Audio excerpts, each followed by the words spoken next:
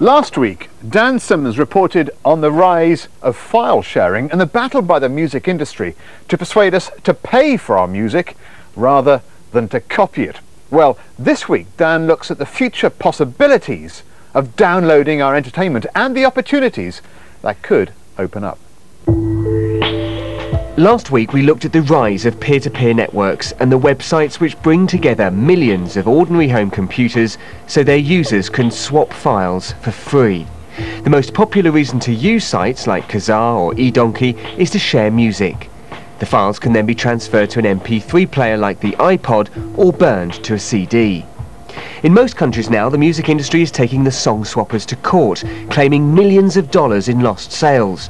But the sheer demand for downloading music has forced the record labels to work with online retailers to offer legitimate alternatives. While illegally sharing copyrighted music on peer-to-peer networks is still popular, these new sites are attracting buyers who want a safer, legal way to download songs for less than £1 or $1. Strike a pose. With the advent of faster broadband speeds, the illegal swappers aren't just after music. Why stop at singers when you can trade movie stars as well? The editor of UK magazine Rip and Burn thinks the film studios are now in the same situation record labels were 4 years ago. It's absolutely crucial that the movie industry embraces downloading and provides legal services now before the number of people using peer-to-peer for movies goes through the roof and people start to get used to getting movies for free. But Hollywood's response has been to go after the lawbreakers at a time when there's just a handful of sanctioned movie download sites. We are suing people who have as much as one file on their system, and that really has to do with the viral nature of the internet. Fortunately, there's a burgeoning industry for legitimate download sites. There are several now available, MovieFlix, Cinema Now, and CFlix, and we hold out great hope that that industry will develop. We looked at the sites John Malcolm said offered swappers a legitimate alternative. CFlix is a college network, not available to the general public. MovieFlix seems to offer a lot of movies we've never heard of.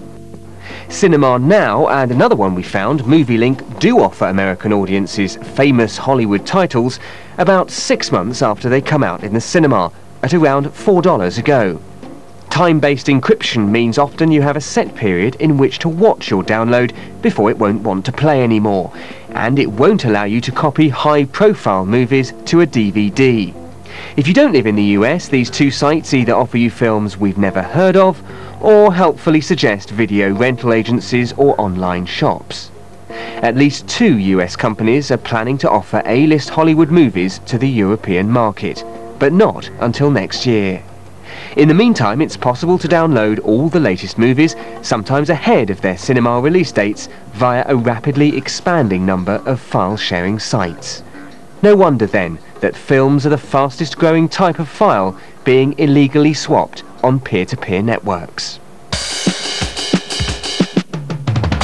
Back to the music to test one of the key arguments used by the industry body against file sharing.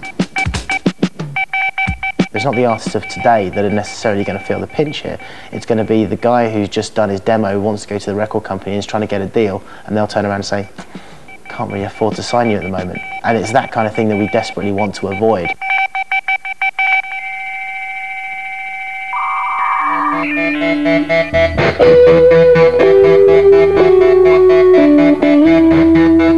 This new band have their kit on and they intend to stay that way. Carlo, Paul, Terry and Michael are one of the hottest unsigned bands in the UK. But they don't want to sit around waiting for a record label to tell them they're good. They want you to download and share their music for free. You know what you did, you know what you said. We recognise the internet is going to be one of the way forwards, but it's just a shortcut for us really. It's a way we can reach a phenomenal amount of people straight away. We just want more and more people to hear our stuff. And you know what you said. The idea is to cut out the record labels altogether. Next year they'll start selling their songs through a new company. Tune Tribe will be a shop window for new talent. Unlike the contracts offered by the labels, the artists own the copyright to their songs and set the price of a download. With the advent of broadband and the acceptance of broadband in the internet space, we're seeing that this is the way consumers are going to download and consume music. A major label would offer 16% of the net proceeds. We're providing up to 80% of the gross proceeds back to the artist and the label. It's a complete showstopper. I can't actually hear any vocals. And it's not just new bands who are using the internet to break away from record labels. After a string of hits in the 80s with EMI, rock band Marillion went their own way in the 90s, asking fans to pay the costs of recording each album in advance. They got the cash and $60,000 to go on tour.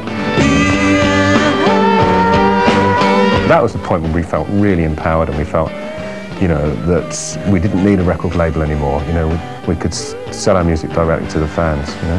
Back in the 90s, of course, it was all done with email, but now Steve Hogarth and Mark Kelly say less established groups can find fame through downloading and sharing. But what about the technology that started it all? Could there be a legitimate role for peer-to-peer technology? Just a few years ago, the entertainment industry despised file sharing as piracy. But now some big content providers, including the BBC, are looking to harness the power of RPCs. There's a revolution taking place. Now you can control when and where you enjoy your favourite TV and radio shows. The BBC is aiming to offer most of its programmes for download next year, and it wants our computers to deliver them. The man in charge says file sharing is a great way to control the cost of delivering large files, like TV programmes, quickly. Every person who comes to us to get a video file, a programme to watch, it costs us to distribute it over the internet to you. Peer-to-peer will help us substantially reduce our distribution costs. We send it out once, and then people share the programmes amongst themselves. An encryption system would lock any files after 7 days, making rights management easier to control and negotiate. For the audience outside the UK, a commercial subscription service, again using the power of file sharing, could follow. And it's not the only example of a re-evaluation going on when it comes to swapping files. They may sing about downloading it, but the music publishers of girl band Clear have just signed a deal that may allow you to copy it and swap it. The founder of the original song-swapping network Napster, shut down 3 years ago, has just brokered a deal with Universal, the world's largest record label. Sean Fanning's new company Snowcap will allow music lovers to trade, while his software identifies what's being swapped and who owes what in royalty payments. He hopes swappers will upload their own new bands and rare grooves for registration too, so that he can tap into the vast quantities of music available on people's PCs. Ironically, if he succeeds, we might end up being encouraged to swap and copy our music for the first time.